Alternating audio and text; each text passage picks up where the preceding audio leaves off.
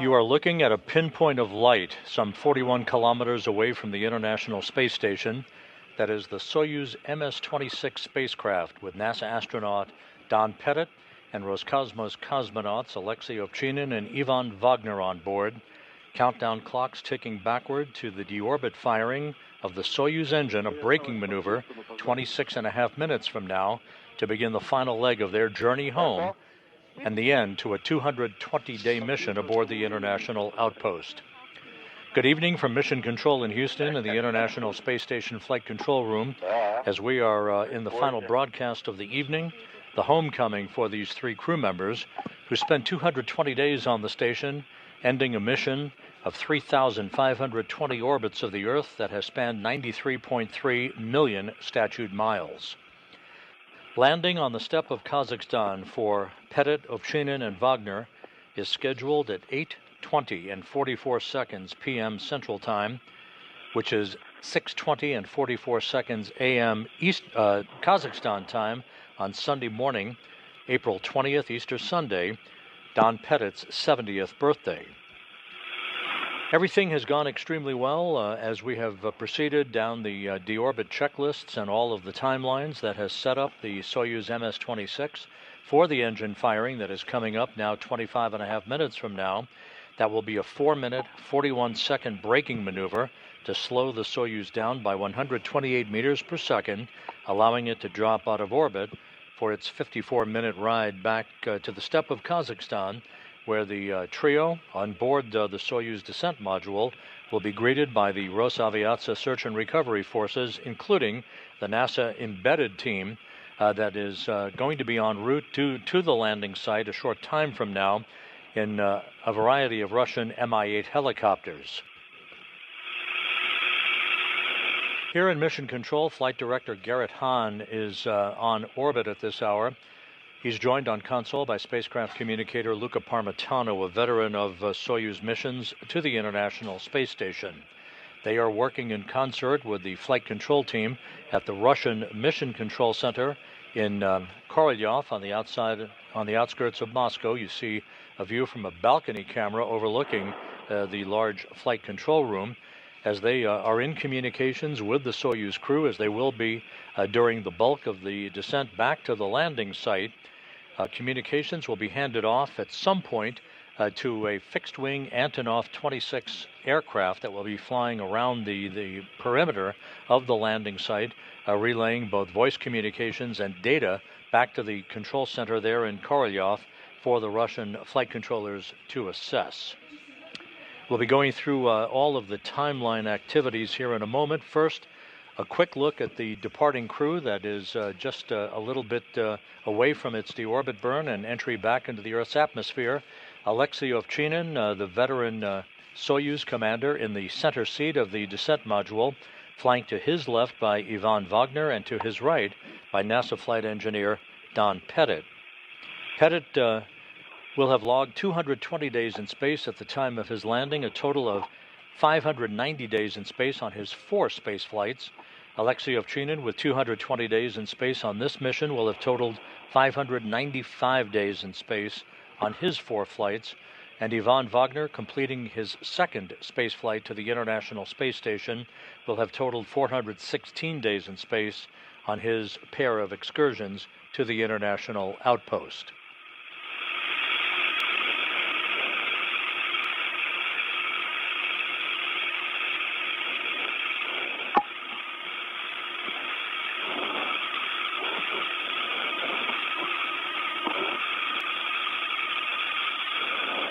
Several hours ago, just before 2 p.m. Central Time, the 3 departing crew members, Ovchinin, Pettit, and Vagner, clad in their blue undergarments, said farewell to the counterparts who are remaining aboard the International Space Station before they closed the hatch, first on the Rosviet module side of the docking interface, and then the Soyuz hatch on the other side of the docking interface to begin a series of leak checks and systems checks that was the precursor to the donning of their Sokol launch and entry suits that they're clad in the descent module of the Soyuz.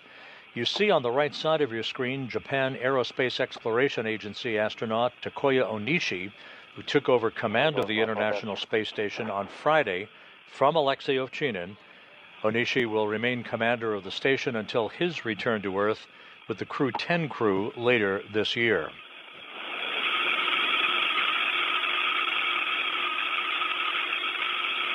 The hatch to the Soyuz vehicle swung closed at 1:52 p.m. Central Time, 2:52 p.m. Eastern Time, to set into motion all of the systems checks that ultimately resulted in the undocking of the Soyuz from the International Space Station.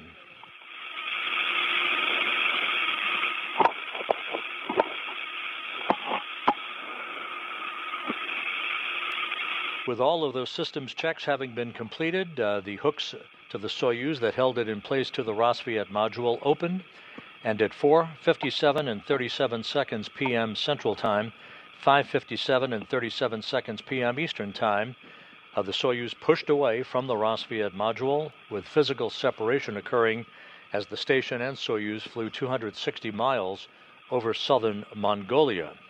There were a couple of separation burns that increased the velocity for the Soyuz's departure from the vicinity of the International Space Station, putting it now some 41 kilometers away from the station for the deorbit burn that is scheduled to occur just over 20 minutes from now.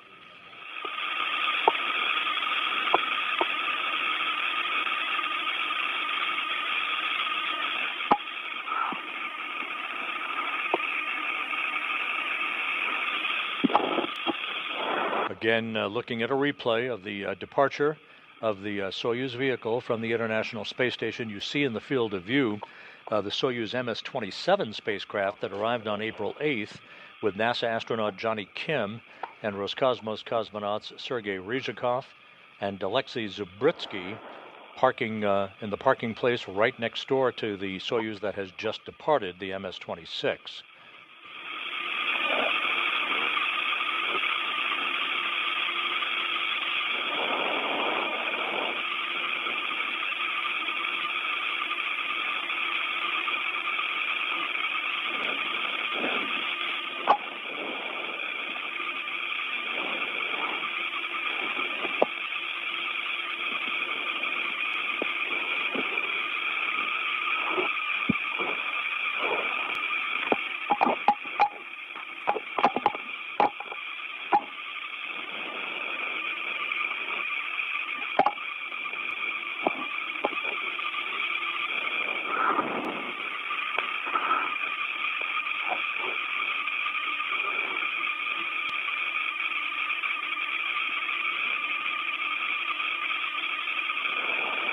Upcoming in about 18 and a half minutes, the deorbit burn, again a 4-minute, 41-second retrograde firing of the Soyuz engine to allow it to drop out of orbit for its descent back into the atmosphere. 23 minutes after the deorbit burn, there will be the pyrotechnic separation of the three sections of the Soyuz vehicle, the crew remaining, of course, in the center section, the descent module, with its heat shield repelling the heat that will build up to some 2,500 degrees Fahrenheit around the spacecraft. Once the vehicle has entered through the atmosphere, a drogue chute will be deployed and in turn will pull out the main parachute, that large orange and white parachute that you're familiar seeing on our broadcasts of previous Soyuz landings. That drag chute will slow the descent rate of the Soyuz down considerably, and then just a moment before touchdown, soft landing engines will fire to soften the impact on the ground, and the Soyuz crew will be home. The interesting part about the parachutes, the two pilot parachutes are first deployed, the second of which extracts the drogue chute. That drogue chute, once released, measures 24 square meters, slowing the Soyuz down from a descent rate of 230 meters per second to just 80 meters per second. The main parachute is then released, a huge chute covering an area of some 1,000 meters, slowing the Soyuz to a descent rate of just over 7 meters per second. Its harnesses first allow the Soyuz to descend at an angle, a canted angle, of some 30 degrees to expel heat, then shifts the Soyuz to a straight vertical descent. Once again, that pinpoint of light you're seeing is the Soyuz MS-26. We are inside 17 minutes until the deorbit burn. Just to give you some time hacks coming up on events to come, the deorbit burn again scheduled at 7:27 and 7 seconds p.m. Central Time, 8:27 and 7 seconds p.m. Eastern Time, 4 minute 41 second engine firing to act as a braking maneuver to slow the Soyuz down by 128 meters per second. 23 minutes after the deorbit burn, at 7:55 p.m., rounding it off, we should see the separation of the three sections of the Soyuz, as we just mentioned earlier in the animation. 3 minutes after the module separation, the vehicle will enter the Earth's atmosphere at an altitude of 326,800 feet. The crew on board will feel the first sensation of Earth's gravity in 220 days at that point. And about 1:30 after entry interface, as it is called, the vehicle will enter into the plasma regime, basically a big fireball that is generated around the vehicle, with the heat being repelled by the Soyuz heat shield. That plasma regime that the vehicle will be in is about 5 minutes in duration. We do expect a blackout period in communications until the vehicle descends past that period of peak heating and moves into a area in a lower regime in the atmosphere.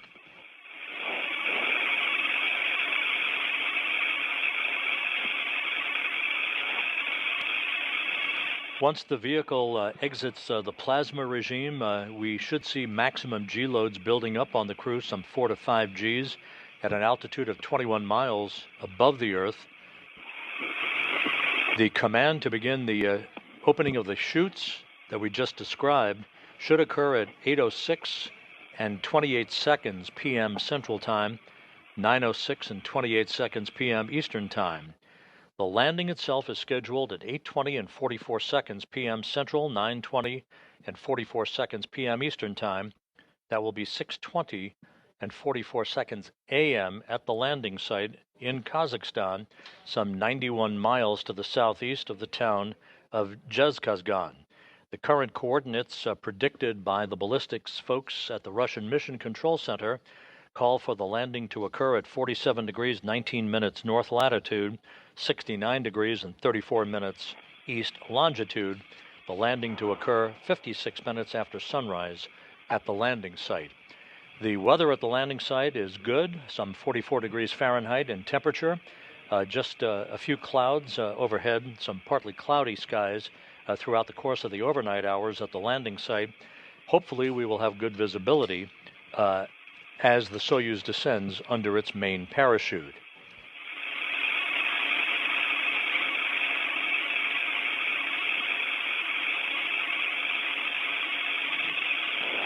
There are a number of Russian Mi-8 helicopters in play as part of the search and recovery forces. 8 helicopters in all, 2 of which are stationed at the ballistic staging site well to the southwest of the primary landing site.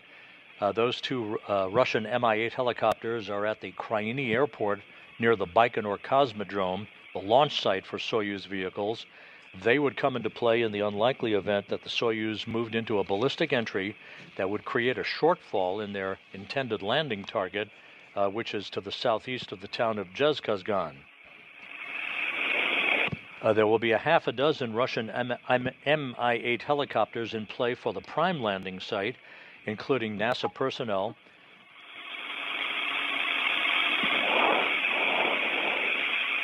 Those personnel took off from Karaganda earlier tonight. They are either en route to the landing site or have landed at the interim staging city of Dzhezkazgan and will be taking off at the time of the deorbit burn, which is about 12.5 minutes from now. Those helicopters will arrive at the landing site in tandem, forming a circular racetrack pattern around the landing site. Communications between Soyuz and a fixed-wing aircraft, the Antonov 26, will be in play to relay data and voice to the Russian Mission Control Flight Control Team in Korolyov outside of Moscow. Once the Soyuz lands, those Russian Mi-8 helicopters will land in rapid fire succession in a sequential fashion so that the recovery process of safing the vehicle and extracting the crew can be accomplished. The crew will be placed in three chairs, if you will, for an opportunity for the three crew members to begin to get their land legs back as they readapt to Earth's gravity before they are carried in those chairs into a nearby inflatable medical tent that will be set up so they can get out of their Sokol launch and entry suits into more comfortable flight clothing. They then will be brought to three separate helicopters to be flown back to the staging city of Karaganda, where a NASA plane is waiting for Donald Pettit to return him to the Johnson Space Center. Ovchinin and Vagner will return in a Gagarin Cosmonaut Training Center aircraft to be flown back to their training base and their homes in Star City, Russia, outside of Moscow. 1 minute till IKV inhibit command is going to be issued. Copy, and we confirm.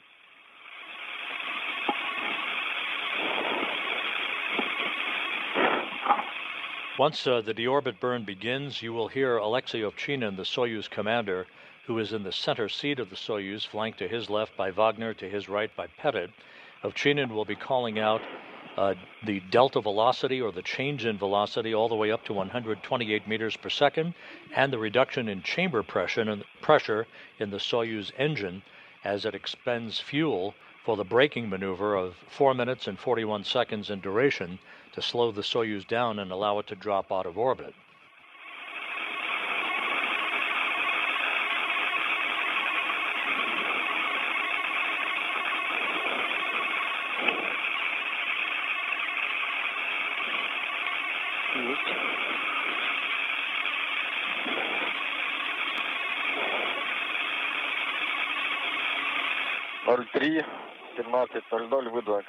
At 03:17:00, we sent IKV inhibit command. And we have confirmation that IKV has been exhibited and E2 is no longer illuminated. Correction, K Kilo 2 is no longer illuminated. And then the next reference point is SKD, or SKD TIG-8. We're now inside 9.5 minutes until the initiation of the deorbit burn that begins the trip home for the Soyuz. You will hear the Russian flight controllers talking to Ovchinin for as long as they are within the geometry of communications between the Soyuz VHF comm system and the antennas on the International Space Station. You'll also hear the Soyuz referred to by the call sign of Burlak. That is the call sign that Ovchinin chose for his vehicle. That is a Russian term for a riverboat or a barge puller that existed in the 17th century Russian Empire, Burlak.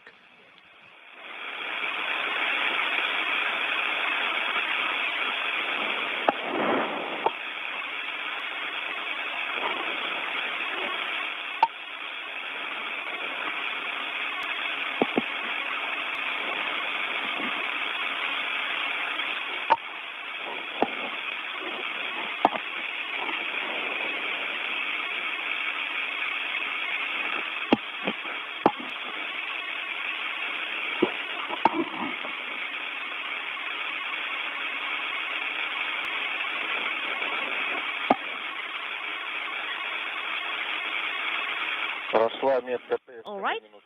SKD TIG-8 is here. The 3S9 needs to be issued, and we started the maneuver. S9, we don't need it. It's off already.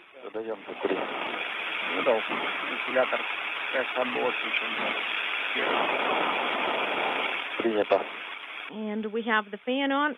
Copy.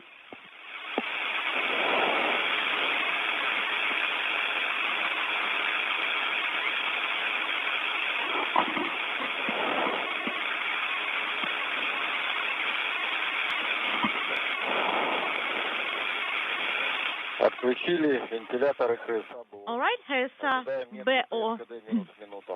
fans are off, and we are standing by for TIG minus 1 minute.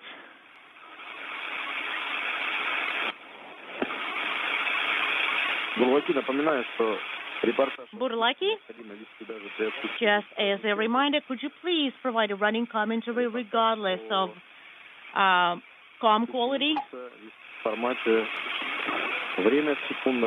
So we need time with like minutes, seconds.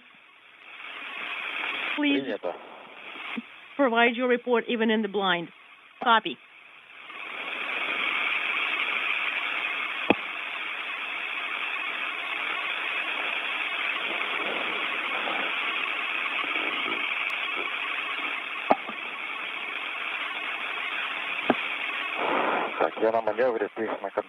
All right, I'm on the maneuver display. Monitoring. Copy.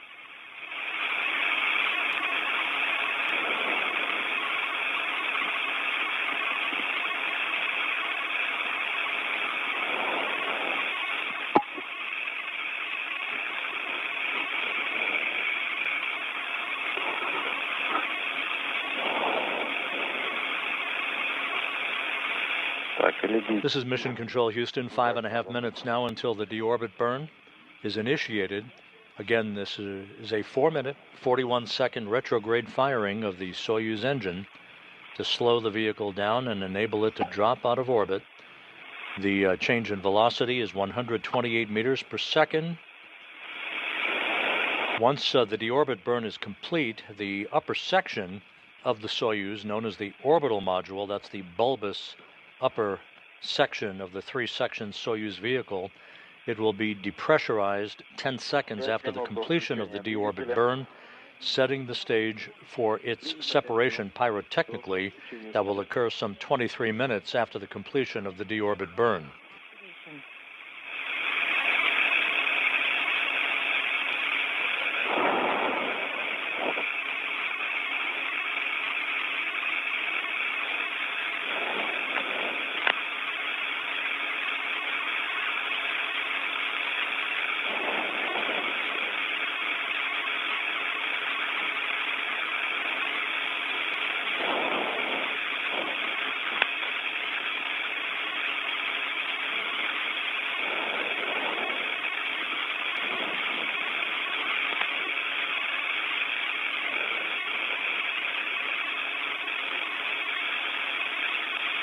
4 minutes now until the start of the deorbit burn. Everything in good shape. Once the deorbit burn is complete, we'll have a few more details about the entry profile for the Soyuz MS-26. The Russian Mi-8 helicopters will be taking off from the interim staging point in Dzhezkazgan right around the time of the deorbit burn. That will time them to arrive in sequence, in sync, with the arrival of the Soyuz under its large main chute. The Russian Mi-8 helicopters will form a welcoming party, if you will, in a racetrack pattern, or flying around the landing site, awaiting the arrival of the Soyuz, and once it touches down, so will the Russian helicopters in quick sequential fashion to begin the process of arriving at the spacecraft to safe the vehicle and extract the crew.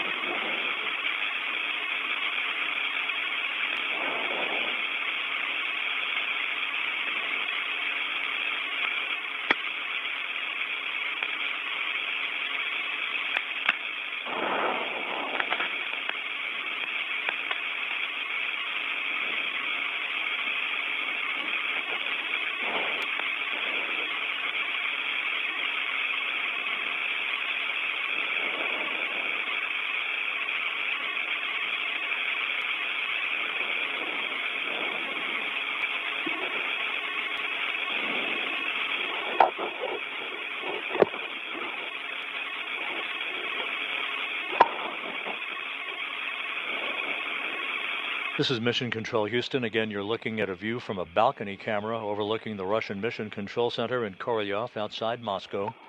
We are now 2 minutes away from the start of the deorbit burn.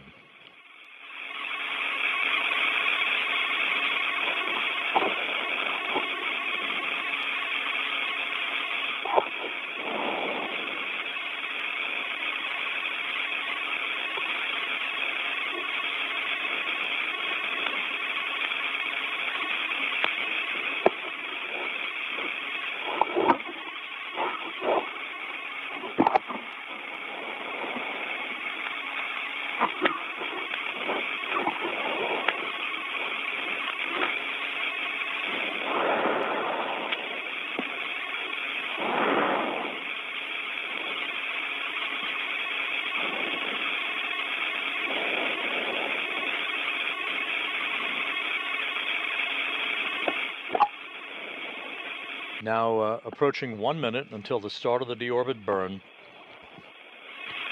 Again, Pettit, Ovchinin, and Vagner wrapping up 220 days in space and a journey of 93.3 million statute miles.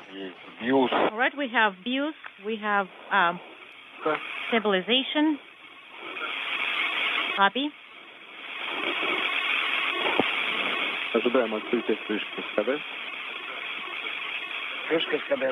And we're standing by for the SKD cover opening. It's opened. The engine cover now confirmed to be open. Activation. 24 seconds until the start of the burn.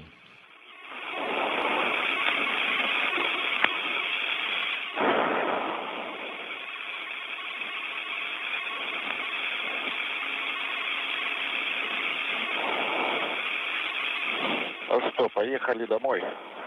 Off we go home. Yep. Есть включение СКД 03. Deorbit burn now in progress. Activation confirmed. Once again, a 4-minute, 41-second retrograde maneuver. The burn is underway. Copy.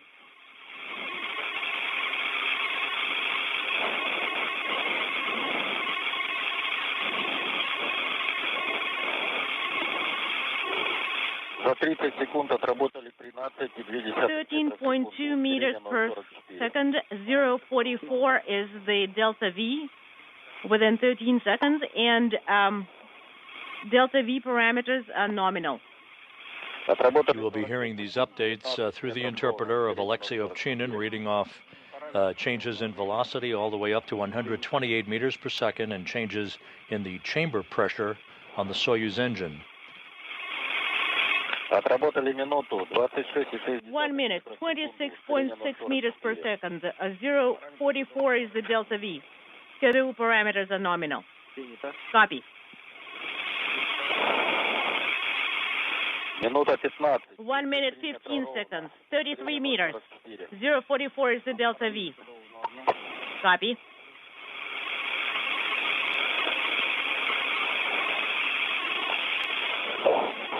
Отработали минуту 30. 1 minute 30, 39.8, and 0.44 is the delta V. Schedule parameters are nominal.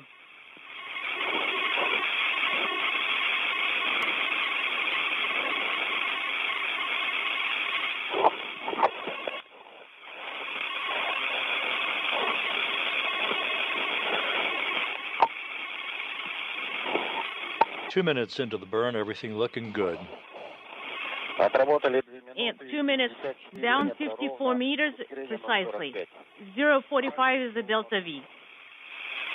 Copy.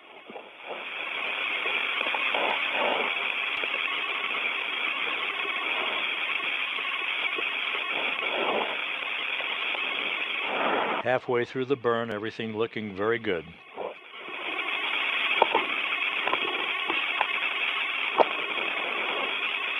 Отработали 2,5. 2.5 minutes of burn duration, 66.9. This is the delta, and the delta V is 0.45. Schedule parameters are nominal.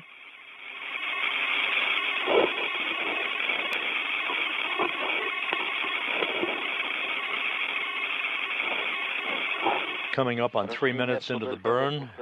All parameters looking very good. Time tag past 3 minutes, 79.6 meters, 0.45. This is the delta V acceleration, and KO parameters are nominal. Copy.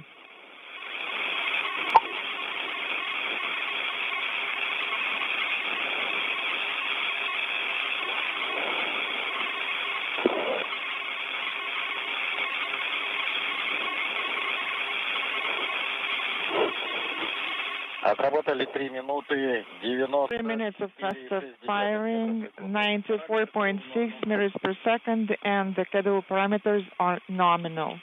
1 minute of deorbit burn time left. All the parameters looking very good according to the Russian flight controllers in Korolyov.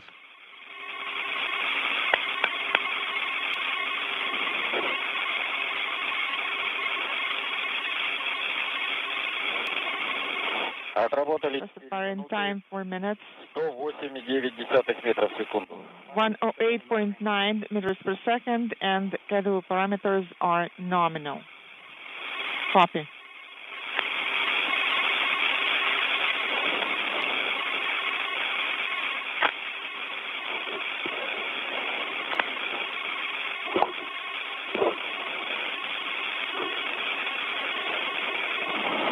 Standing by now for engine shutdown.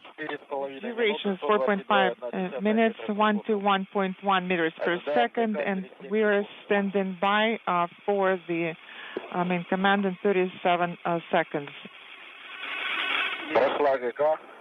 The command has been executed. The command and thermal sensors are activated. The separation is confirmed. Copy. And we have the completion of the deorbit burn with a perfect change in velocity of 128 meters per second. Don Pettit, Aleksey, Ovchinin, Ivan Vagner on the way home. Confirmed. Switching to the display inaudible. Copy.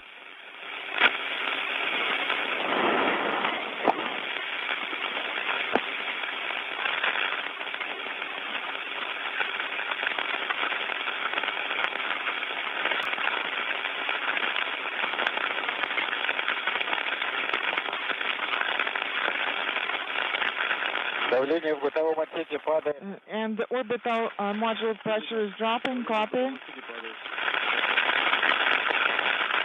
As planned, the orbital module, the upper section of the Soyuz, is being depressurized to vacuum to set the stage for the pyrotechnic separation of the 3 sections of Soyuz 21 minutes and 44 seconds from now. CSS rescue aids ready mode.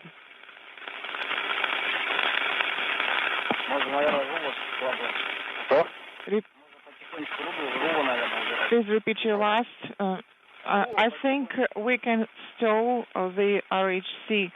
We can start stowing it. So with the successful completion of the deorbit burn, next up is the separation of those 3 sections of the Soyuz, the upper section being the orbital module. The lower section is the instrumentation and propulsion module. The crew is strapped into their seats in the center section called the descent module, which is the only surviving section of the 3-section Soyuz. Aleksey Ovchinin, the Soyuz commander, strapped into the center seat, flanked to his left by Ivan Vagner and Don Pettit to his right.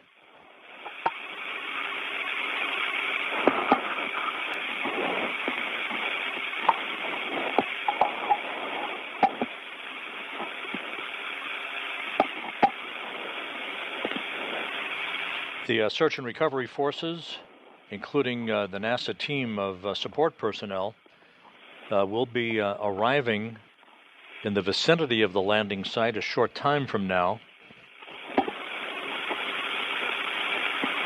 We're about 46 minutes away from our expected touchdown of Soyuz MS-26 at a point 91 miles to the southeast of the remote village of Dzhezkazgan.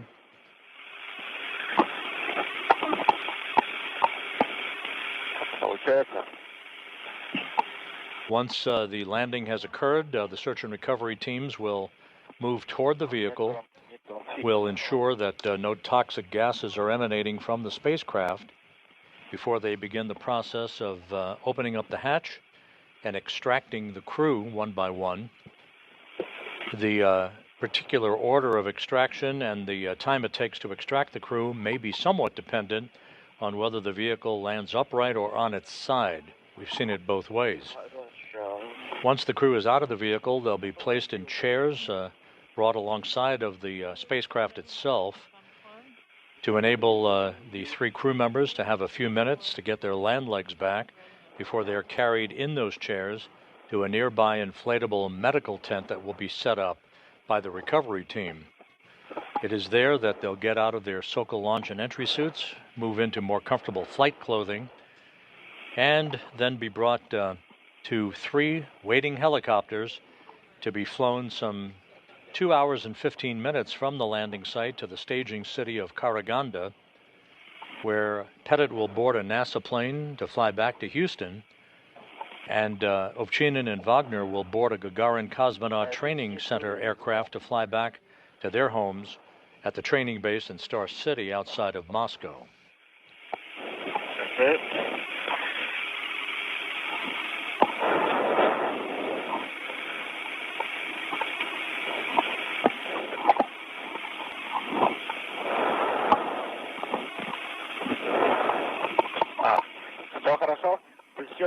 Is it good?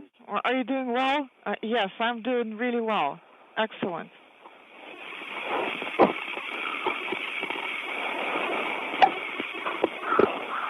And just a reminder, although communications are still solid between Soyuz and the flight control room there in Korolyov that you see on your screen, those communications could deteriorate and will be lost at some point once the Soyuz enters into the Earth's atmosphere, into the area of peak heating for about 5 minutes in duration. Before that, we do expect communications to become choppy or be lost altogether as the Soyuz passes further and further away from antennas on the International Space Station, relaying VHF communications between the MS-26 spacecraft and the flight control team there in Korolyov.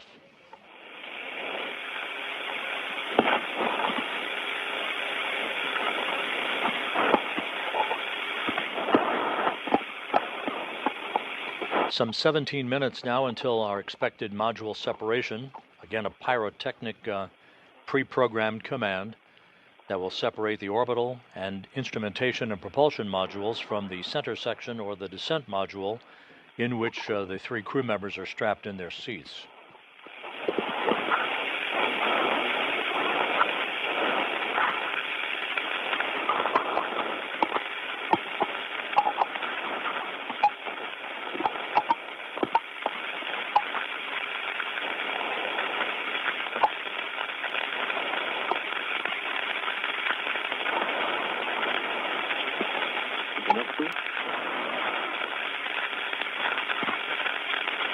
Lucky Moscow.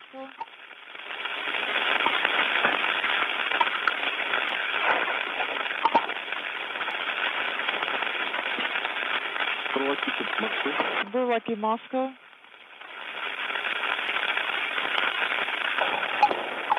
That reached. Excellent.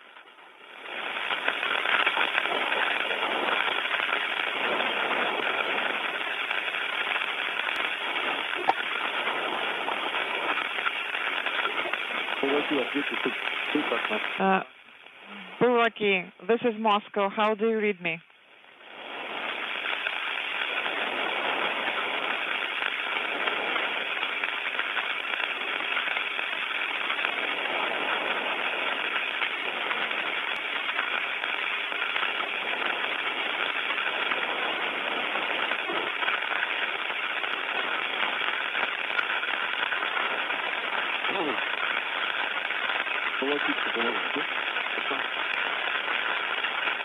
The Soyuz is about 100 kilometers away from the International Space Station, as we are about at the fringe of guaranteed voice communications between the spacecraft and the station.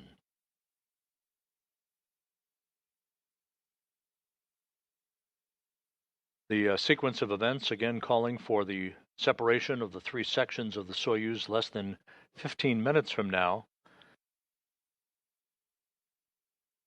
If everything goes as planned, the main parachute deployment sequence will begin just under 26 minutes from now with touchdown southeast of Dzhezkazgan, Kazakhstan, just over 40 minutes from now.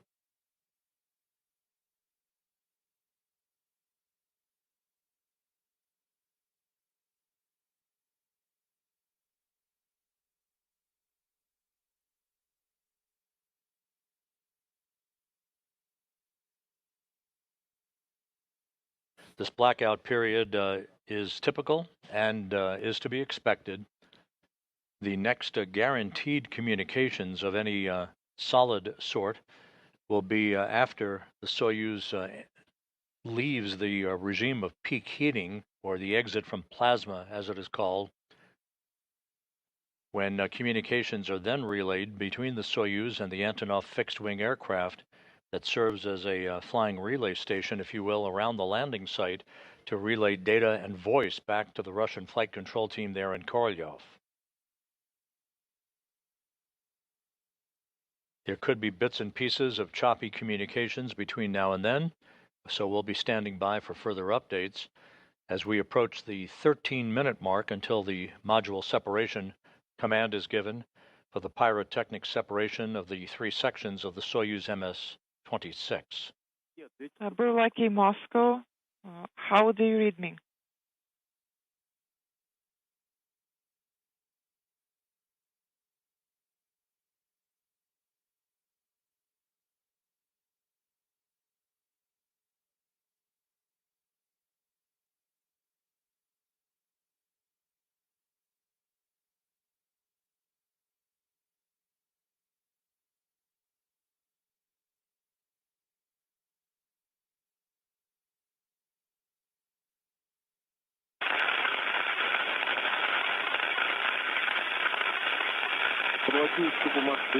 Burlaki, Moscow, how do you read me?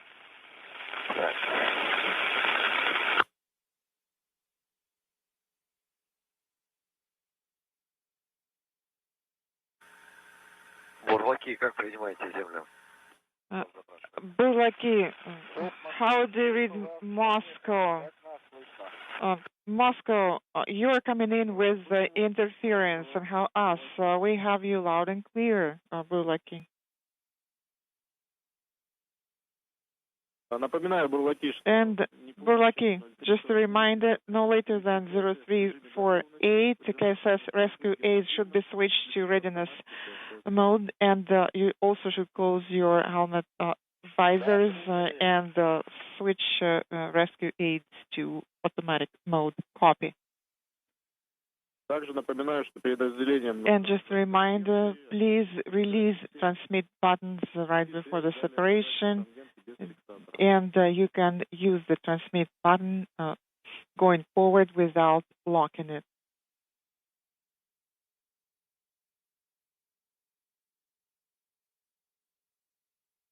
How copy, Burlaki?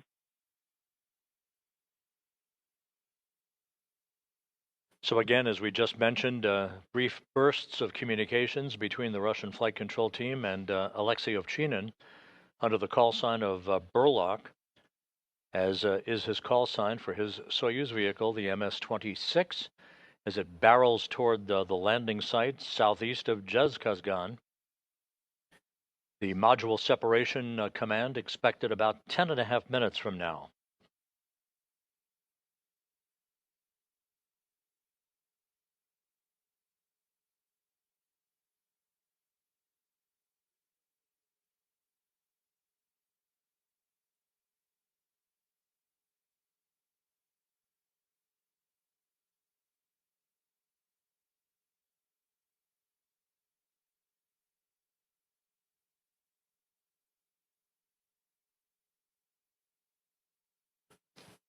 This crew, extremely experienced, coming home after 220 days in space. Don Pettit will have logged 590 days in space on his 4 space flights. Aleksey Ovchinin, 595 days on his 4 flights, and Ivan Vagner, 416 days in space on his 2 missions to the International Space Station. The 7 crew members, now comprising Expedition 73, are into a sleep period. Aboard the complex, from left to right, Kirill Peskov, Johnny Kim, Nicole Ayers, Sergei Ryzhikov, Anne McLean, Aleksey Zabritsky, and the new station commander, Takoya Onishi, of the Japan Aerospace Exploration Agency. McLean and Ayers, earlier in the day on Saturday, were busy in the Quest airlock of the International Space Station, continuing preparations for a spacewalk that they have planned on May 1st. We will be providing a briefing to preview that spacewalk this coming Thursday at 2 p.m. Eastern Time.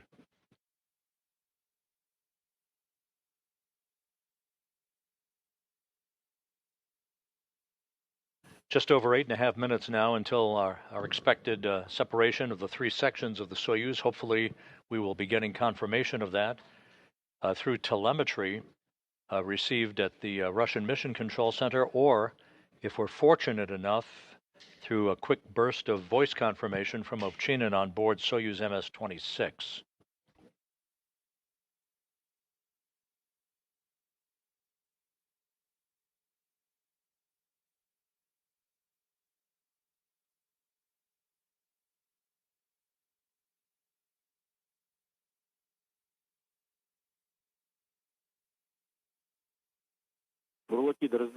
Burlaki, 8 minutes remaining to separation.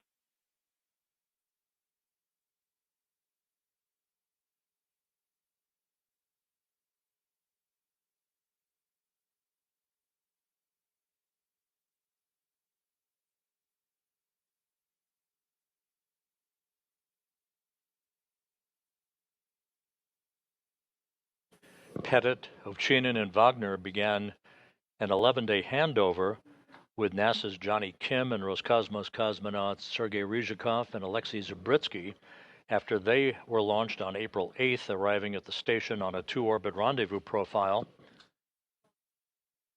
This is very typical and maintains a continuous human presence aboard the International Space Station that will approach a quarter-century, 25-year milestone on November 2nd of this year.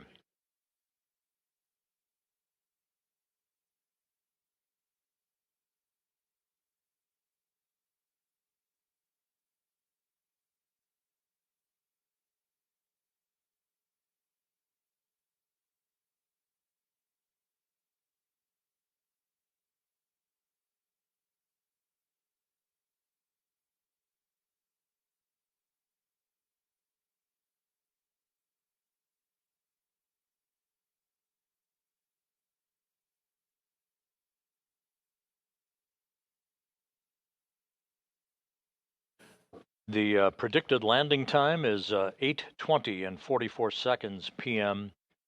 Central Time, which is 6:20 and 44 seconds a.m. Kazakhstan time on April 20th, 56 minutes after sunrise. Partly cloudy skies at the landing site, temperatures around 44 degrees Fahrenheit to greet Pettit, Ovchinin, and Vagner.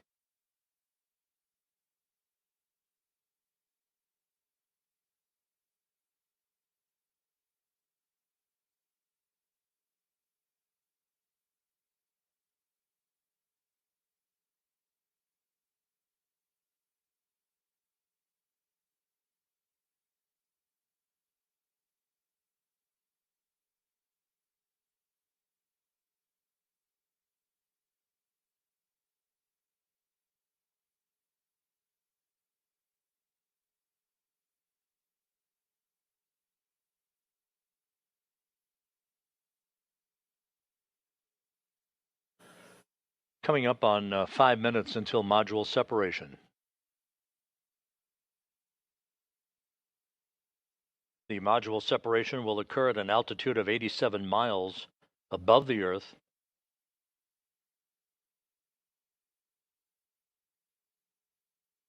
3 minutes after module separation, we should move into the upper reaches of the Earth's atmosphere at 326,800 feet, where G-forces will begin building up on the 3 crew members who have been devoid of gravity for the past 220 days.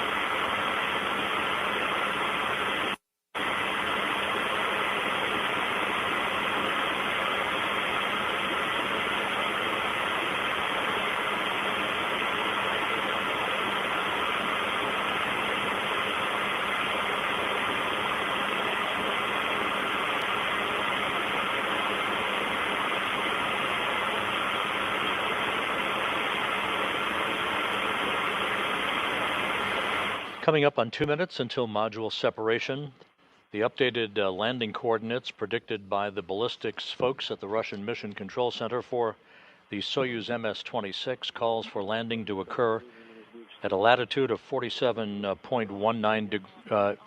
degrees 19 minutes north, 69 degrees 33 minutes east longitude. Visually monitor separation. The Russian Mi-8 helicopters and the Antonov fixed-wing aircraft are just about in position in a racetrack pattern around the landing site as they await the sight of the Soyuz MS-26 under its chutes. Module separation now a minute and a half away.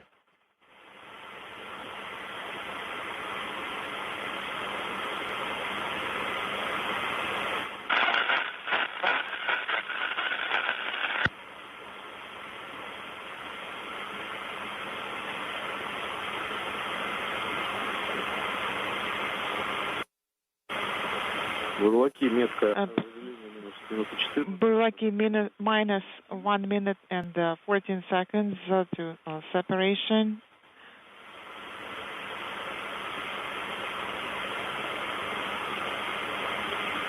Be ready to turn on BIOS power.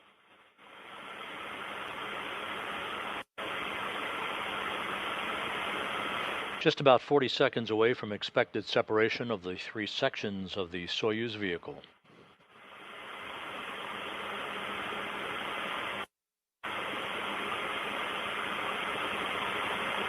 Burlaki, minus 30 seconds to separation. Please prepare for a separation.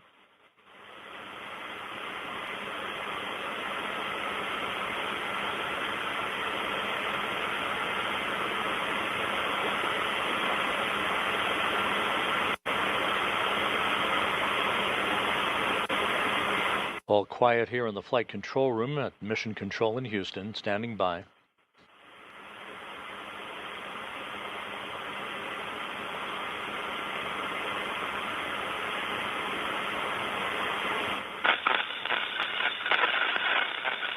And the data that has been received in the Russian Mission Control Center confirms a good module separation.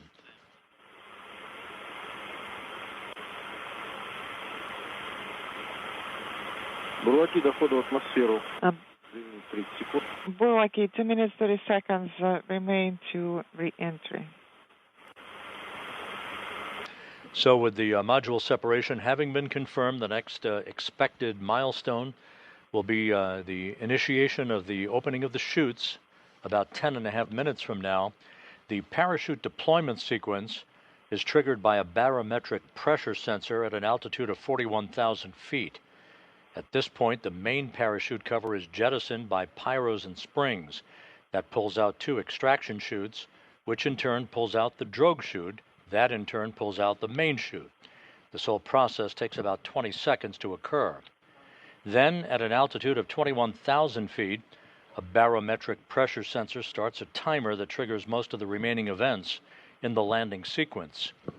At an altitude of just 18,000 feet, the commands are issued to jettison the heat shield, inhibit the entry thrusters, and to open valves to vent all the hydrogen peroxide fuel for the entry thrusters and the oxygen in the life support system tank. If we have video of the Soyuz under the chutes at that point, the white vapor you will see is normal. That's a combination of hydrogen peroxide and oxygen venting into the air. The purpose of this is to safe the vehicle for landing. The recovery teams do not want hazardous gases to remain in those tanks when the soft landing thrusters work and the vehicle impacts the ground. This way, the ground support team can approach the vehicle immediately and know that they have a safe vehicle that they are continuing the recovery process for.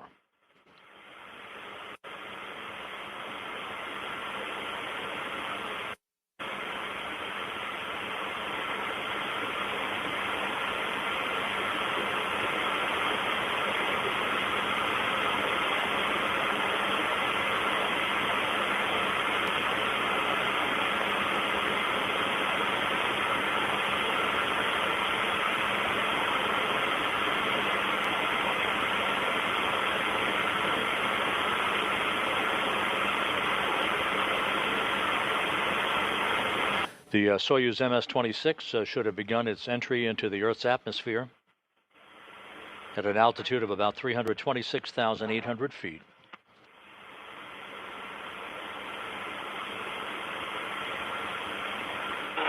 In about 2 minutes, peak heating will begin around the vehicle at an altitude of some 50 miles above the Earth.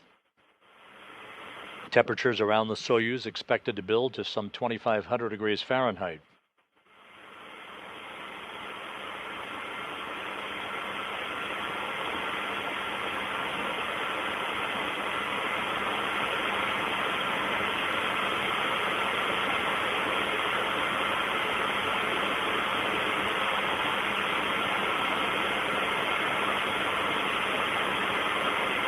If everything goes as planned, we're some 7.5 minutes away from the expected deployment sequence of the parachutes.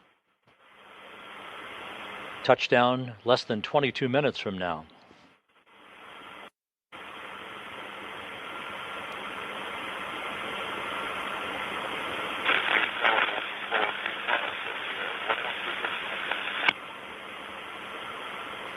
"20 seconds away from peak heating on the vehicle."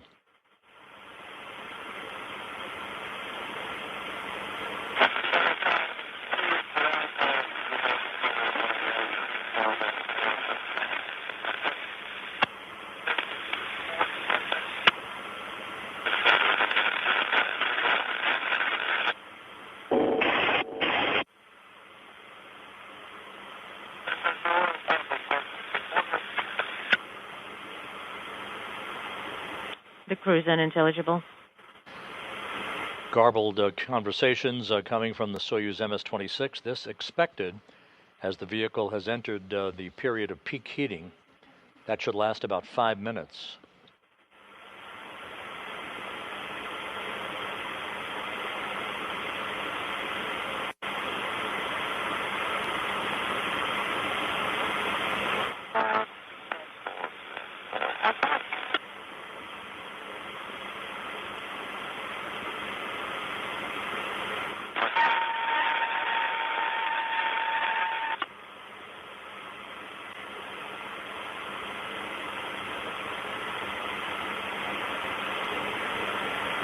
Inside 6 minutes until the expected deployment of the Soyuz chutes, 20 minutes until touchdown.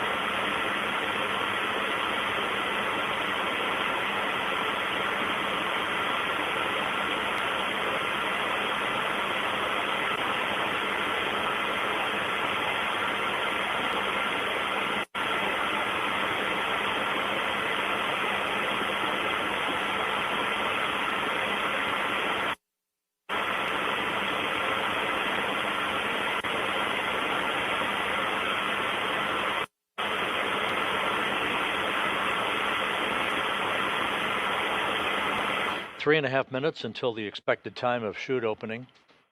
Everything continues to go by the timeline, by the book, for the Soyuz MS-26. 18 minutes until touchdown.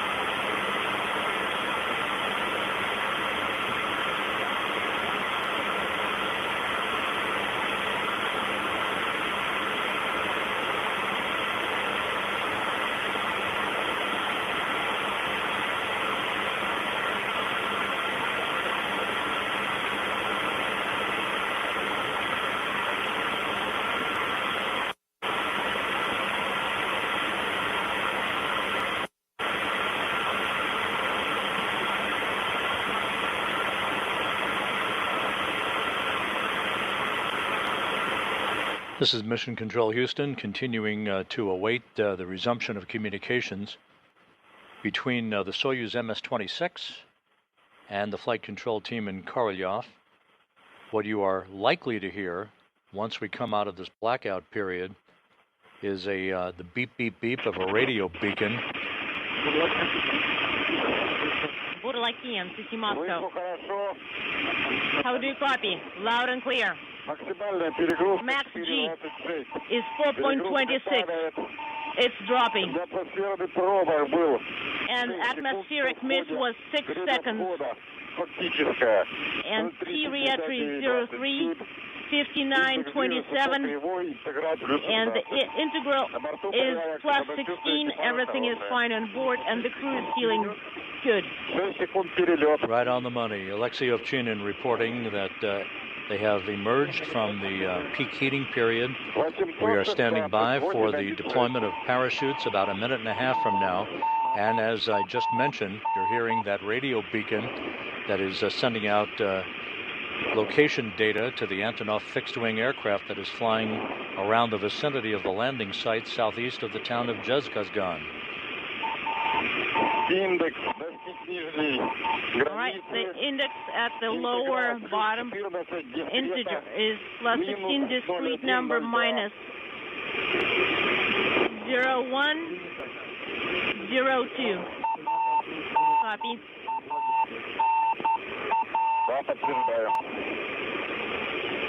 Affirmative.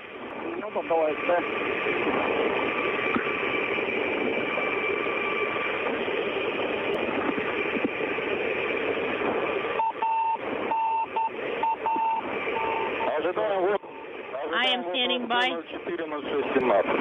at 040617. I am standing by for OSP priming.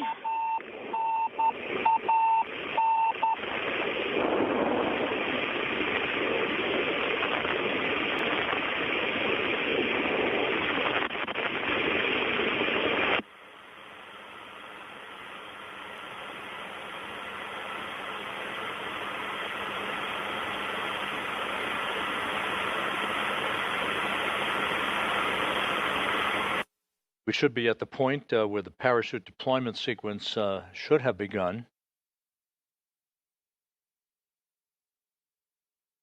Some 14 minutes away from our expected touchdown time.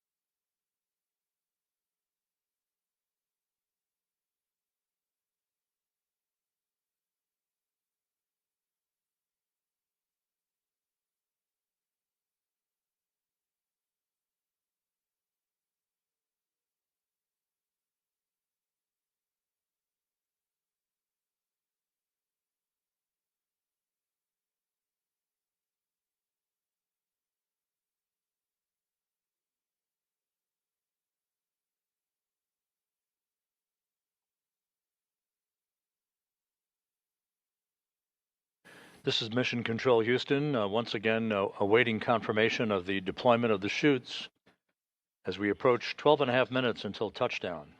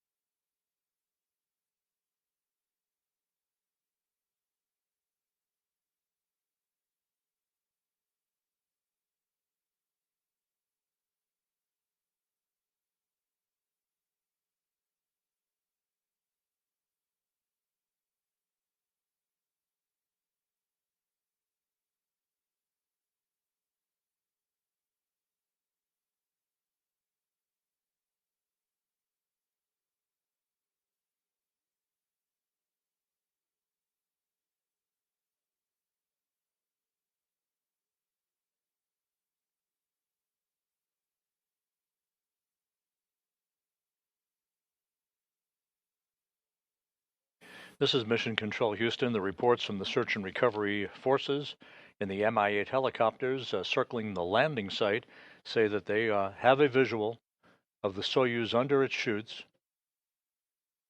This shot of Russian Mi-8 helicopters circling the landing site as we await the descent and a view of the Soyuz under those chutes, but we do have confirmation that the Soyuz main chute has been deployed, so everything continues to proceed in a nominal fashion as we are about 10 minutes and 50 seconds away from touchdown.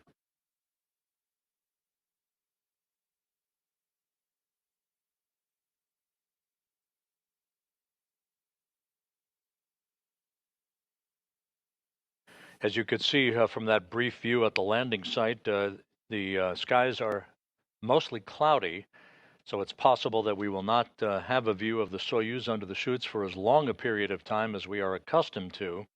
But as soon as we do get usable video, we will certainly punch it out.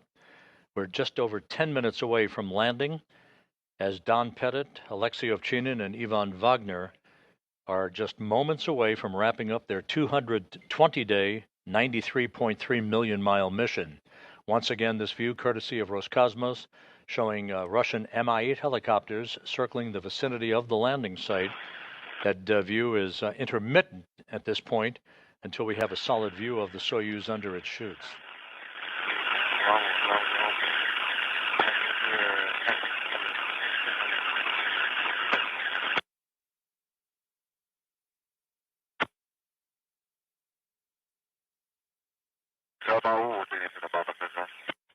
The crew is unintelligible.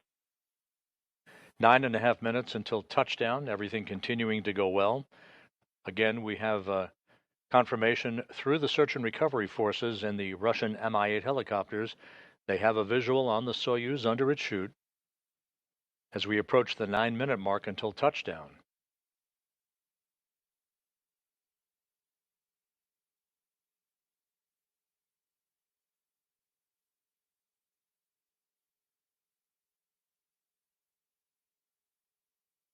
And now we have more video from the landing site. As you can see, the skies are somewhat overcast. This is 91 miles to the southeast of the remote town of Dzhezkazgan.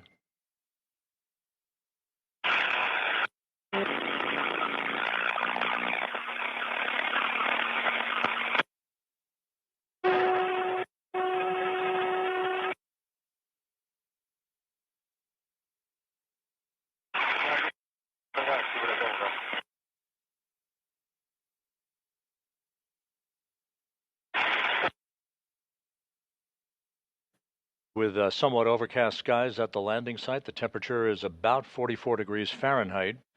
So the search and recovery forces are in that racetrack pattern around the landing site, awaiting the touchdown of Soyuz some 8 minutes from now.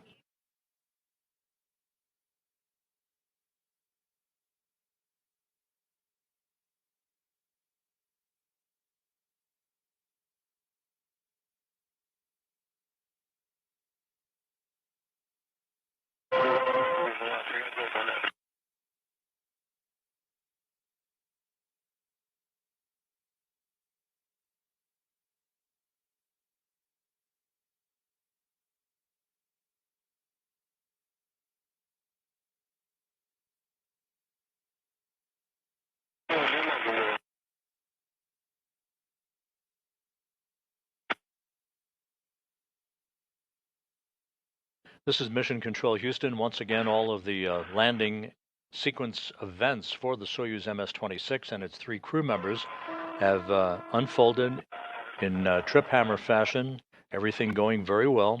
The module separation occurred on time, as did chute deployment. The chutes confirmed to have been deployed by the search and recovery forces. As you're looking at landing site video under overcast skies, one of the reasons we haven't seen the Soyuz up to this point under its chutes, as we are accustomed to seeing. Touchdown just over 6.5 minutes from now.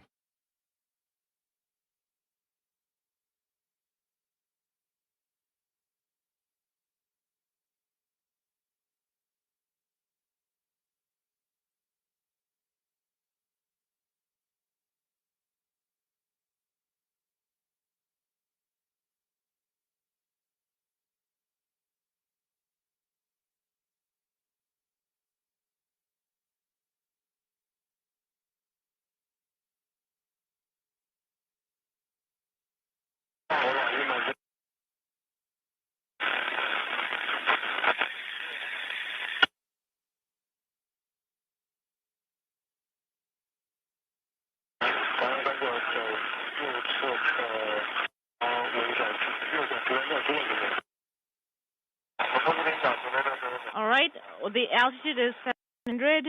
The helicopters are en route, and everything's nominal.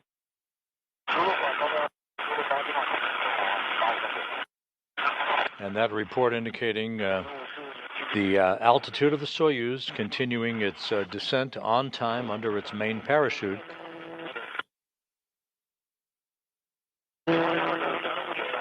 Some 3,700 meters off the ground.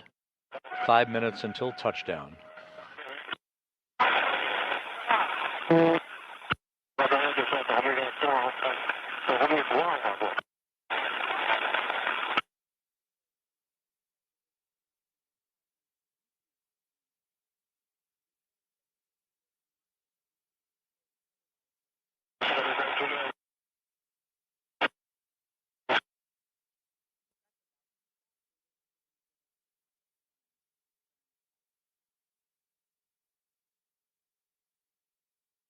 Again, a view from Roscosmos at the landing site, still awaiting a visual on the Soyuz. The Russian Mi-8 helicopters did confirm a visual of the Soyuz descending normally under its main parachute.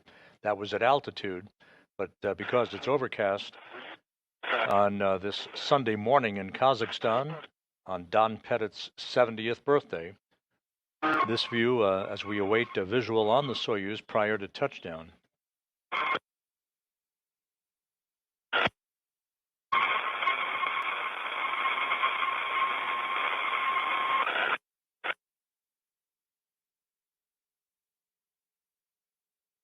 Four minutes until touchdown.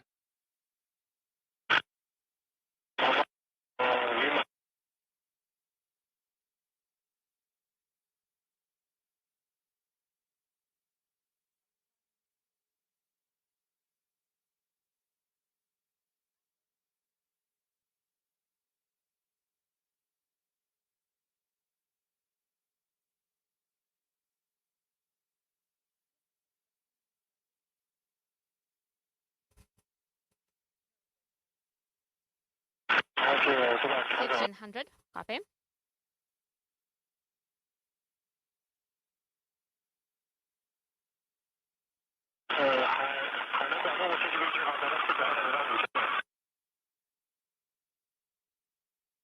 Once again, this is a live view about 1 hour after sunrise at the landing site in Kazakhstan on a Sunday morning. We'll let them know. Sure will. You can see Russian Mi-8 helicopters in the vicinity of the landing zone. We're still awaiting a visual on the Soyuz. Burlak 1, our data says the altitude is 1,400, 1,400. 1,400 meters above the ground, according to the ballistic team at the Russian Mission Control Center. We're feeling great. The crew reports it's feeling great. Aleksey, Ovchinin, Don Pettit, and Ivan Vagner just minutes away from landing on terra firma. 1,000 meters the altitude. Copy 1,000. Our data says 1,100. 1,100 meters off the deck. Mine shows 2,000. 900 meters. 900 meters. I continue.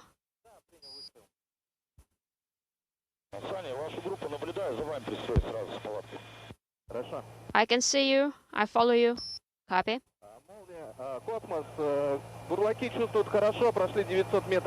The Burlaks are feeling great, and they've just passed the milestone of 900. About a minute and a half until touchdown.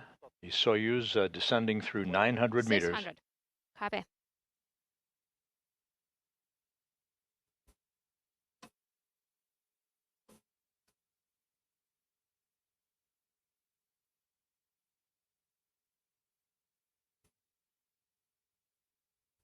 And there's our first view of the Soyuz. Just about a minute until touchdown. Everything looking good.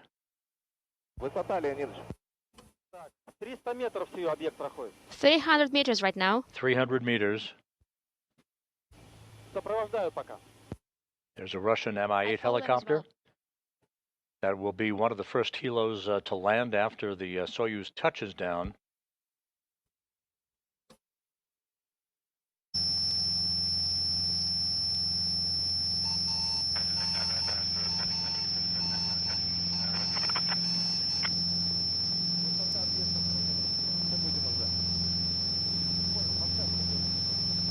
Just a moment or two before touchdown, the soft landing thrusters will fire to further reduce the impact. Standing by for touchdown. And touchdown. Soyuz MS-26 is home at 8:20 p.m. Central Time, 6:20 a.m. Kazakhstan time on Sunday morning. Don Pettit ends his 7-month mission on his 70th birthday.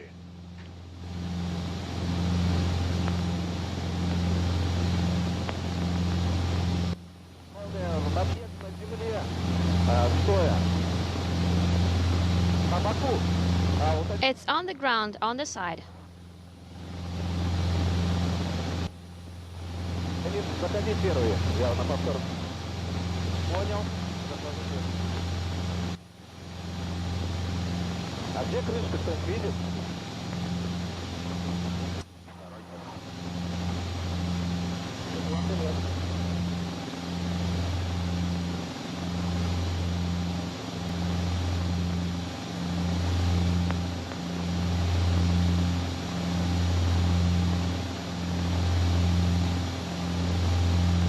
This is Mission Control Houston. The Russian Mi-8 helicopters that you see flying over the landing site of the Soyuz will now begin to land in a rapid-fire sequential fashion.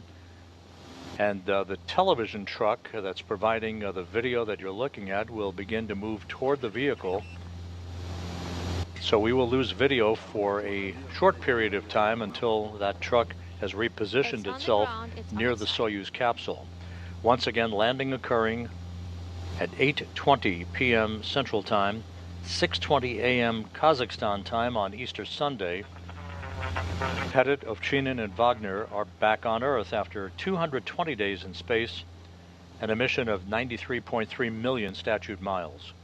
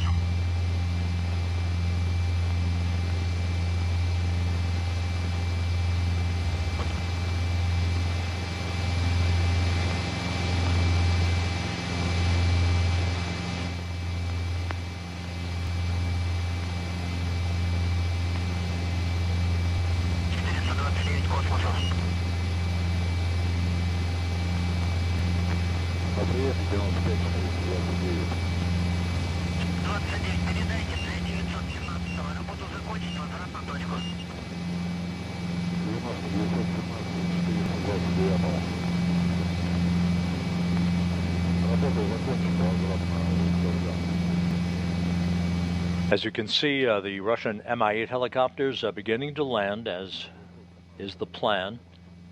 The first personnel will be from RSC Energia, working in tandem with the Rosaviatsa search and recovery forces to begin to approach the vehicle, making sure it is safe, free of toxic gas emissions, before they begin the process of extracting the crew.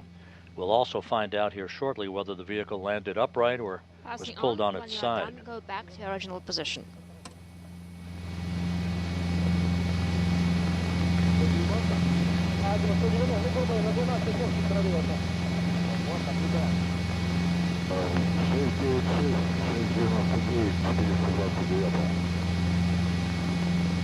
So the record books now reflect Don Pettit having accrued 590 days in space on 4 space flights. Aleksey Ovchinin 595 days in space, and Ivan Vagner 416 days.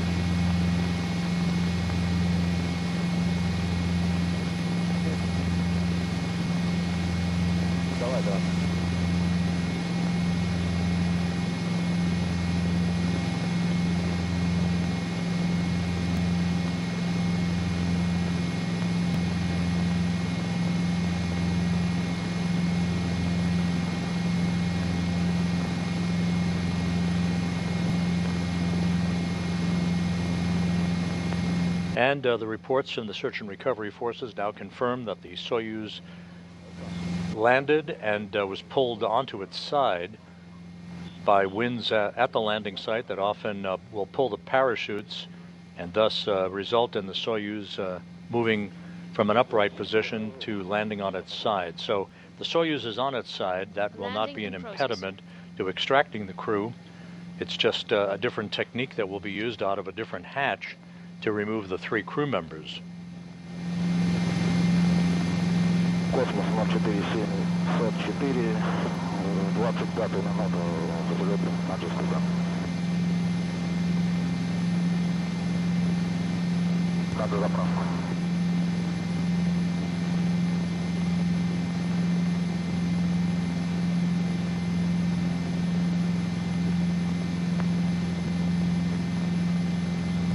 Продублируйте, пожалуйста. 704, 25 минута, взлет на Dzhezkazgan, надо заправку.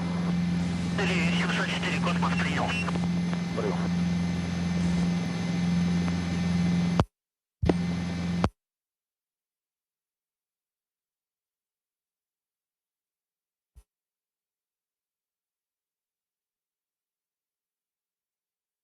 Выключился. Первый выключил.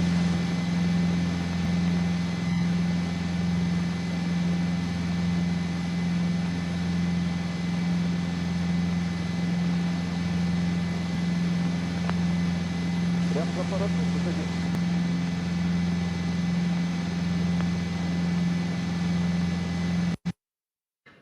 This is Mission Control Houston. Once again, you're looking at the front screen at the Russian Mission Control Center in Korolyov outside Moscow, and the graphic on their center screen with the words, Есть посадка, they've landed, as they did at 8:20 p.m. Central Time, 9:20 p.m. Eastern Time, 6:20 a.m. Kazakhstan time on Sunday morning on Don Pettit's 70th birthday.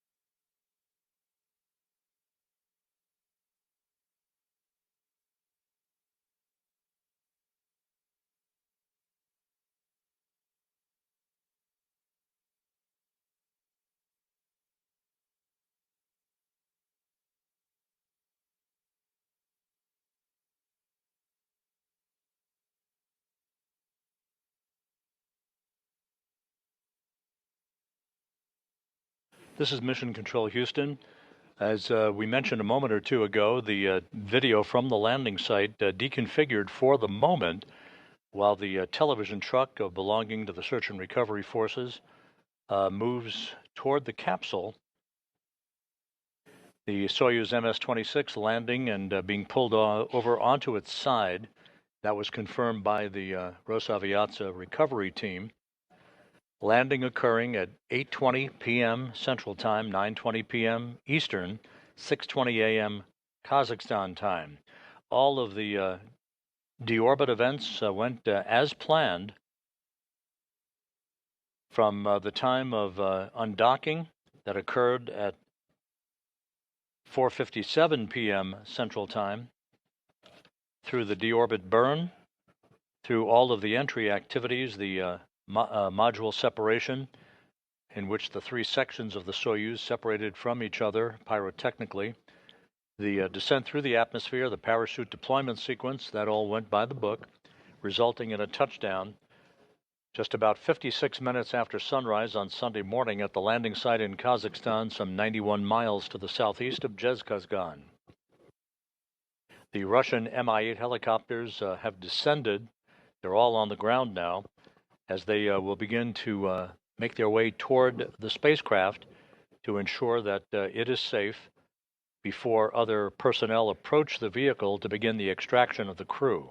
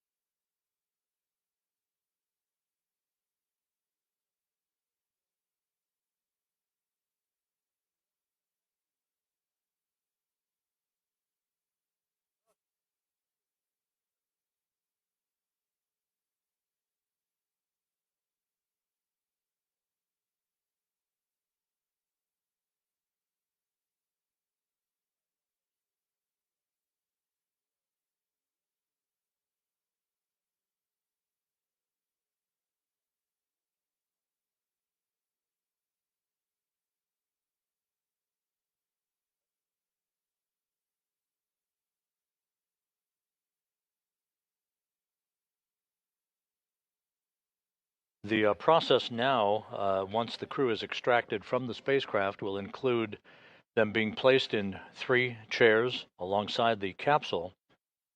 They'll have a few moments to begin to reacquire their equilibrium following 220 days of weightlessness.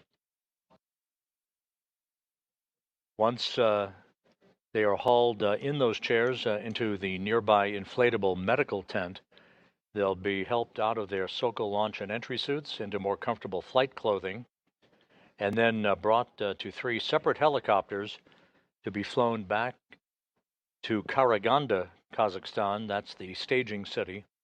That's about a 2-hour, 15-minute helo ride.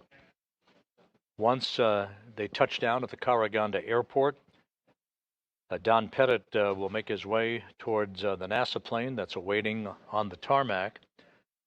They'll be flown back to the Johnson Space Center in Houston with other NASA personnel. Aleksey, Ovchinin, and Ivan Vagner will board a Gagarin Cosmonaut Training Center aircraft to be flown back to Star City, Russia, which is their training base and where they have residence.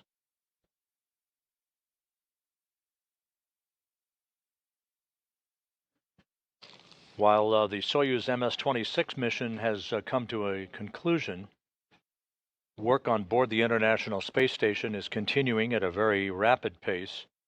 Early Monday morning is the scheduled launch of the SpaceX CRS-32 cargo mission, the Dragon that will launch atop a Falcon 9 rocket, carrying some 7,000 pounds of supplies to the International Space Station. NASA Plus coverage is scheduled to begin at 3:55 a.m. Eastern Time on Monday morning in the wee hours, for a launch at 4:15 a.m. Eastern Time. That will set off about a 28-hour rendezvous sequence, culminating with a docking to the International Space Station's Harmony module Zenith port, the space-facing port, at 7:20 a.m. Central, 8:20 a.m. Eastern Time on Tuesday morning.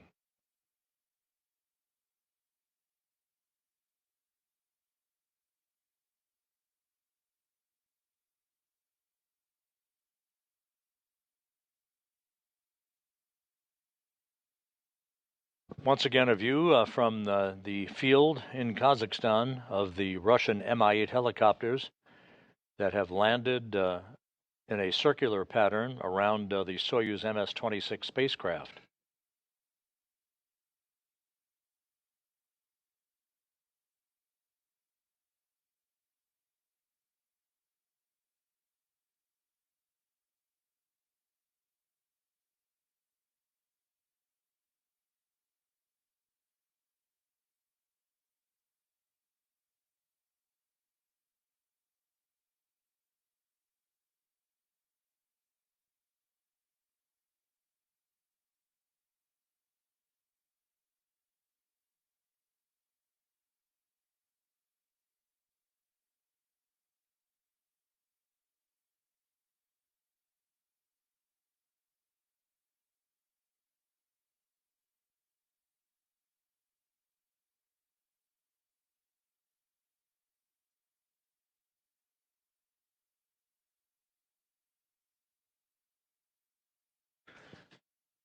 Following the arrival of the SpaceX CRS-32 cargo mission to the International Space Station, this coming Thursday, April 24th at 2 p.m. Eastern Time, we will hold a spacewalk preview briefing at the Johnson Space Center, looking towards a spacewalk, US EVA as it's called, 93, that is targeted for May 1st by NASA astronauts Anne McClain and Nicole Ayers to build up a mounting bracket upon which the next series of ISS rollout solar arrays will be delivered on a future flight. They will also move a communications antenna to a different location on the space station to provide more favorable visiting vehicle communications for upcoming missions that will include the launch of the Japanese H2 transfer vehicle, its new version called the HTV-X.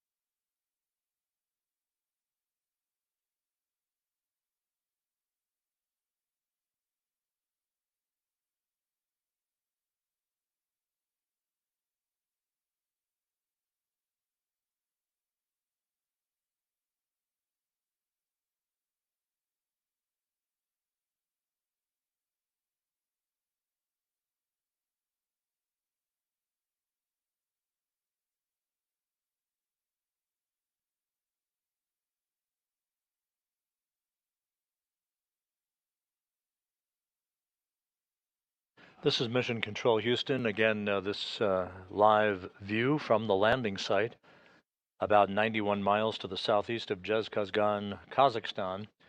You can see on the right side of your screen, amidst the Russian Mi-8 helicopters that have all landed now in the vicinity of the Soyuz MS-26 spacecraft, you see that orange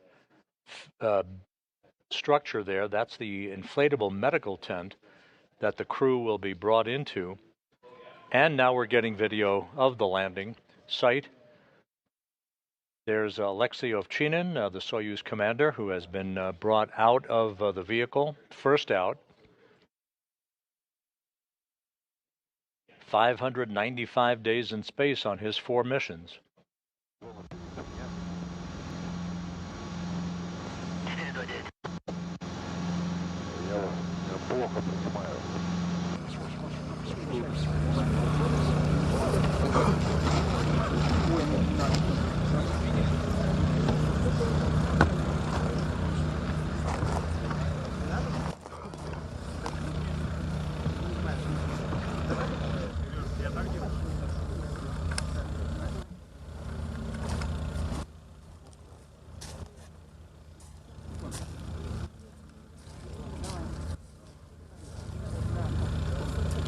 Once again, a look at Aleksey Ovchinin, the veteran cosmonaut, Soyuz commander.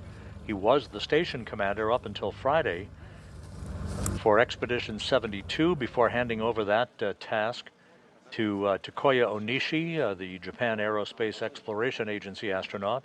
There's a view of Bill Ingalls, the NASA chief photographer, who's right at the hatchway of the Soyuz vehicle.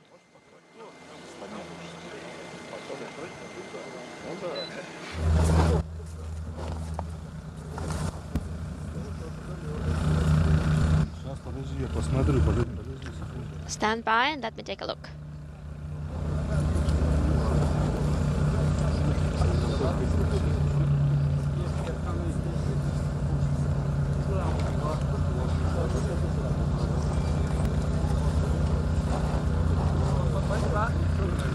Сейчас проверь, есть шум.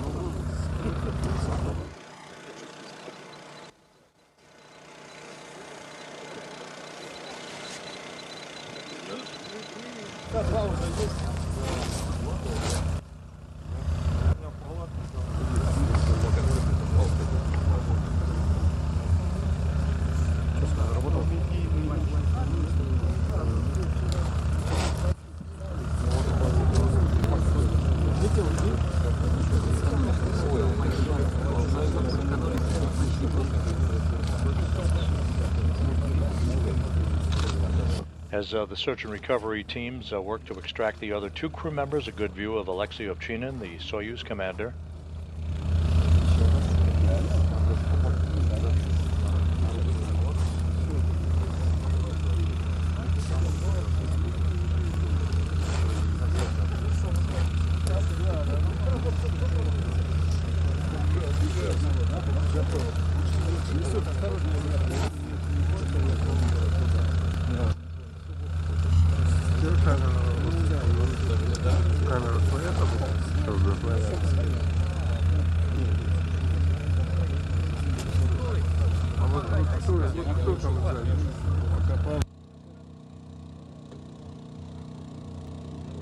As mentioned earlier, touchdown occurring at 8:20 p.m. Central Time, 9:20 p.m. Eastern Time. Soyuz vehicle was pulled over onto its side after touchdown, which is not uncommon.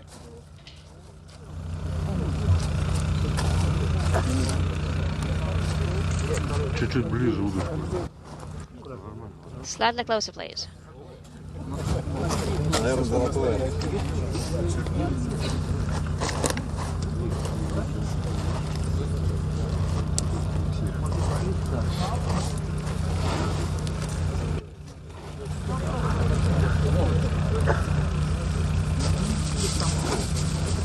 Давай, я... On Easter Sunday in Kazakhstan, Aleksey Ovchinin peeling a hard-boiled egg. And Donald Pettit now being extracted. Fine.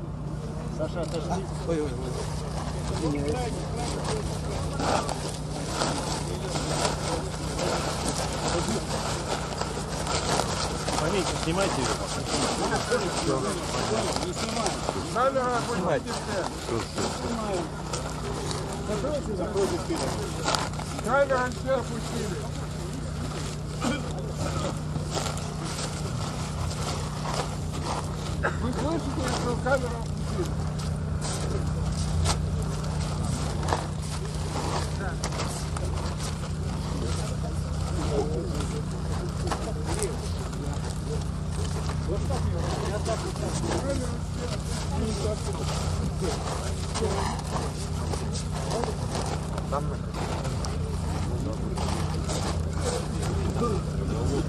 Under overcast skies, the temperatures at the landing site in the high 40s Fahrenheit.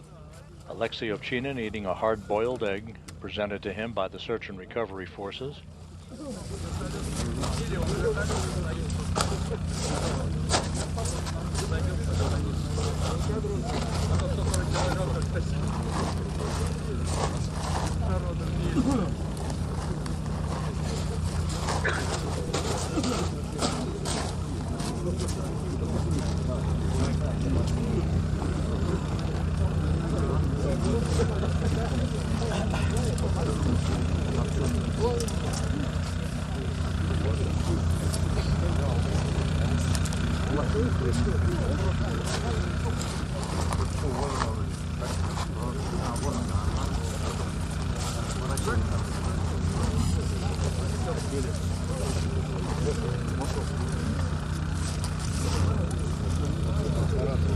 This is Mission Control Houston. Once again, Ovchinin and Donald Pettit of NASA are out of the Soyuz vehicle.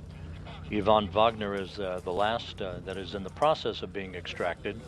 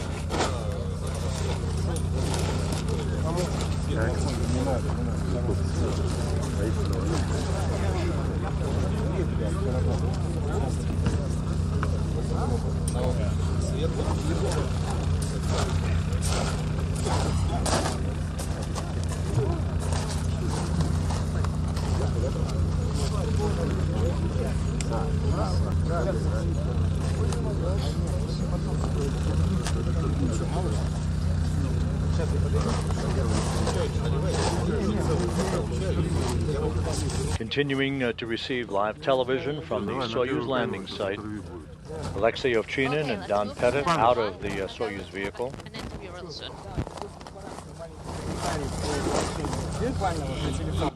Ivan Vagner in the process of being extracted. Lower, please.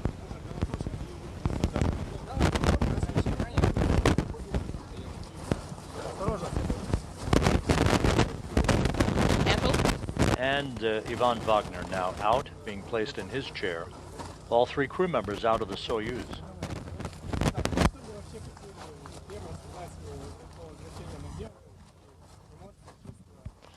Okay, what are your emotions? What are you feeling now that you're back on Earth?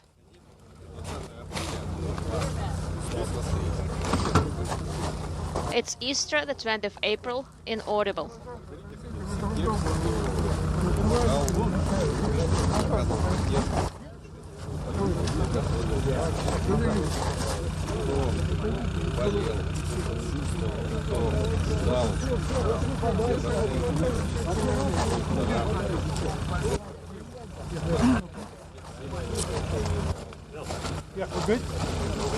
Сейчас все это...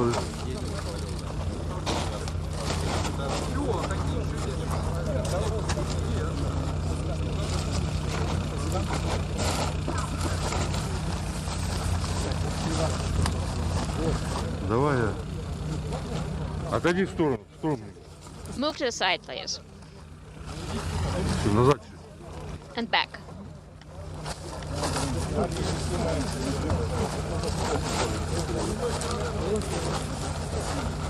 Ivan Vagner having wrapped up his second mission in space, 416 days in all.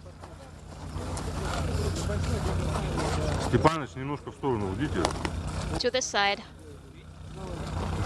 Ушел.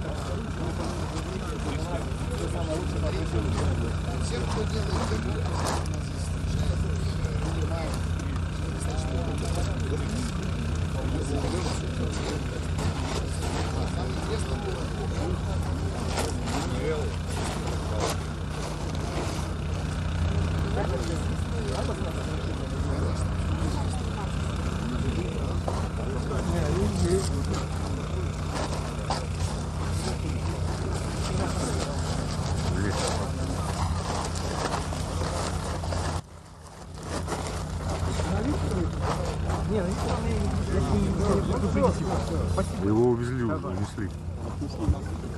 Его уже унесли, да. He's out of here. Да.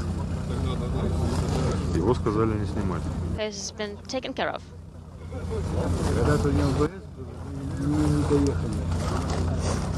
Еще.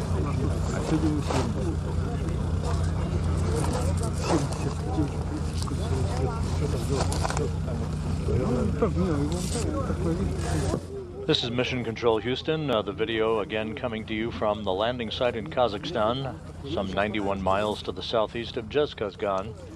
A bullseye landing for the Soyuz MS-26 on Easter Sunday, Don Pettit's 70th birthday, bringing to an end Pettit, Ovchinin, and Vagner's 220-day mission aboard the International Space Station. All of the entry and landing events occurred on time and on schedule, with touchdown occurring at 8:20 p.m. Central Time, 6:20 a.m. Kazakhstan time on Sunday morning, about 56 minutes after sunrise.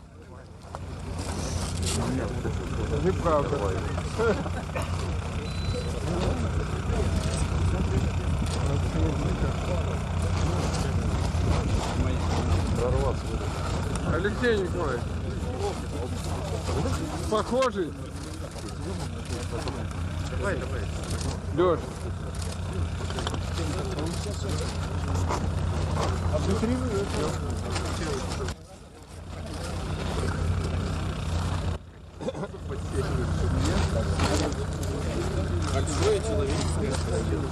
Thank you so very much. The crew displaying nesting or matryoshka dolls.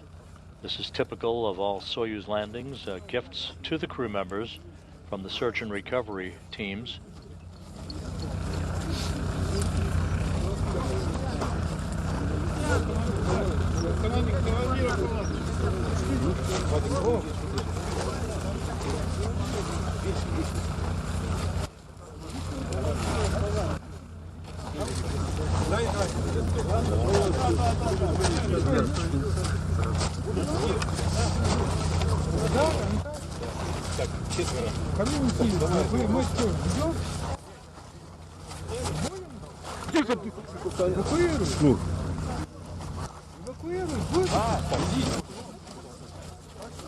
And first to be carried toward the medical tent is the Soyuz commander, Aleksey Ovchinin.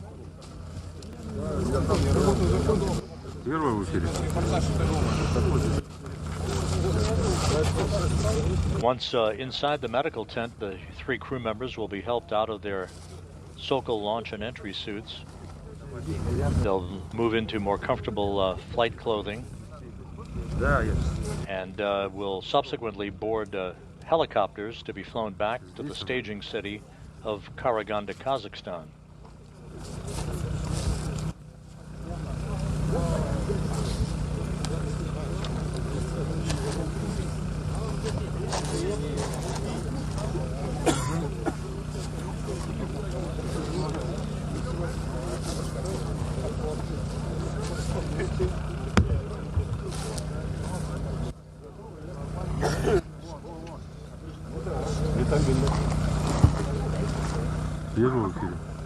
One is live. Ivan Vagner taking a few sips of hot tea.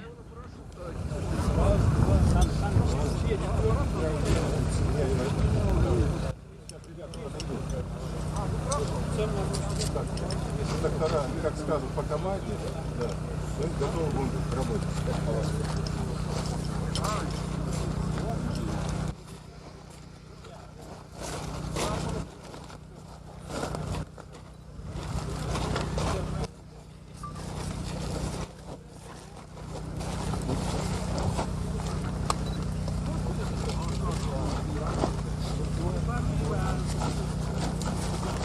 Вова. Ты сейчас будешь провожать его? Да, и...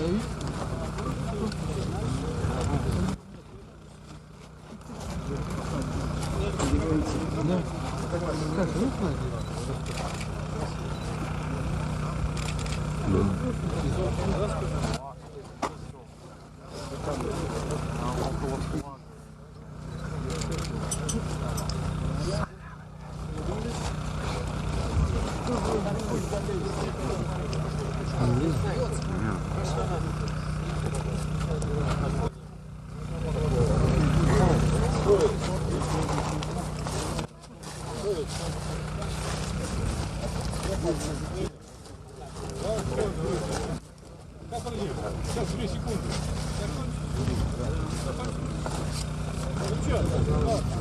Сейчас 2 секунды.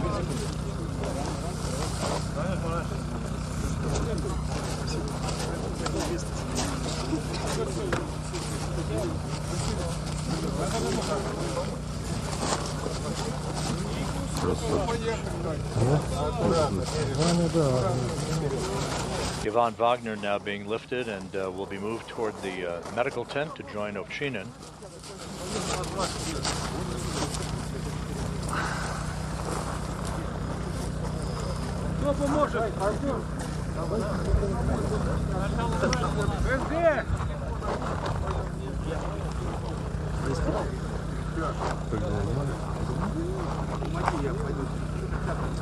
Мы же не американцы.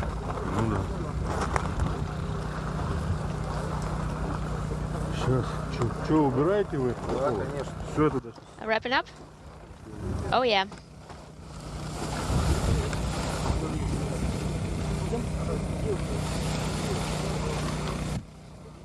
Ivan Vagner being brought into the inflatable medical tent.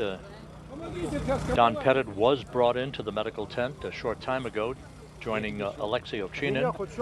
So all 3 crew members now have moved into the inflatable medical tent to get out of the Sokol launch and entry suits and move into flight clothing prior to being flown by helicopter back to the staging city of Karaganda, Kazakhstan. Once in Karaganda, Pettit will board a NASA plane to be flown back to Houston, while Ovchinin and Vagner are flown on a Gagarin Cosmonaut Training Center aircraft to Star City, Russia, their training base and home outside of Moscow.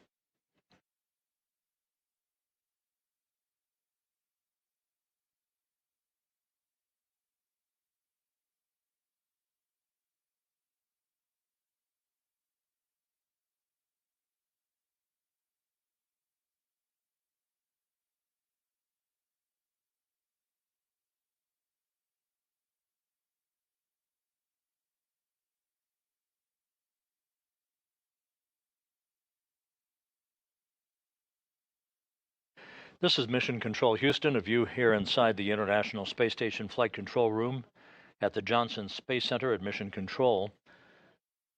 The mission of Soyuz MS-26 has come to an end with the on-time successful landing of Don Pettit, Aleksey Ovchinin, and Ivan Vagner, all 3 crew members extracted from Soyuz, all 3 crew members inside the medical tent at the landing site, landing occurring at 8:20 p.m. Central Time, 6:20 a.m. Kazakhstan time on Sunday morning, wrapping up a 220-day mission that spanned 93.3 million statute miles. With the 3 crew members out of Soyuz and in the medical tent, they'll be flown back by helicopter a short time from now to the staging city of Karaganda, Kazakhstan, where they will split up.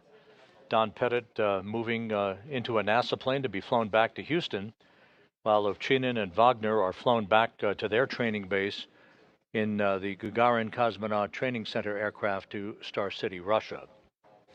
So that will wrap up our coverage for today. All of the events from hatch closure to undocking to the deorbit burn, all of the entry events having concluded successfully, bringing home Pettit, Ovchinin, and Vagner, and bringing to an end their 220-day mission in space and aboard the International Space Station. So with that, we will now look forward to the next activity on the station, that being the launch in the wee hours Monday morning of the SpaceX CRS-32 cargo craft atop a Falcon 9 rocket, scheduled for launch at 4:15 a.m. Eastern Time on Monday morning. NASA Plus coverage to begin at 3:55 a.m. Eastern Time.